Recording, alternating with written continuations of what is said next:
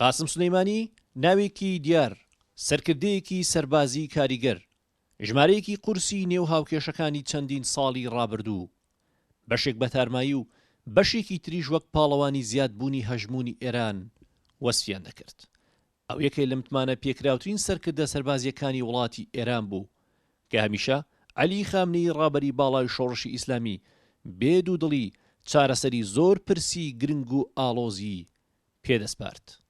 دوجار بەربەیانی ڕۆژی هەینی هەواڵی کوشتنی ئەم فەرماندە سەربازیە میدیا ناوخۆیی و جیهانیەکانیشی ناچار کرد بەشێکی هەرە زۆری کاتەکانیان بۆ ڕووماڵی ڕووداوەکەی تەرخام بکەن.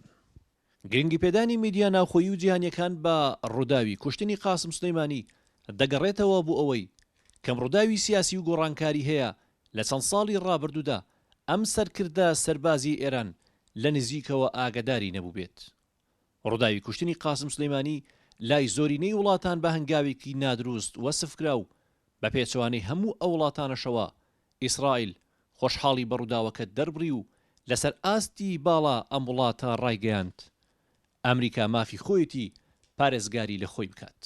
ڕووداوی کوشتنی قاسم سلەیمانی ئەمە جگەلەوەی ڕووداوی کوشتنی قاسم سلەیمانی ئەنجومەنی ئاسایشی نەتەوەی ئێرانی کۆکردەوە و لەسەر ئاستی باڵا لەم وڵاتەدا ئیدانەی کارەکە کرا.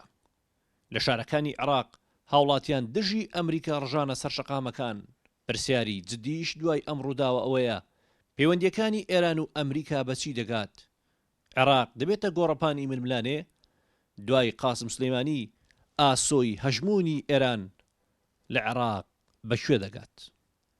هونەر ڕەسوڵ گەلی کوردستان.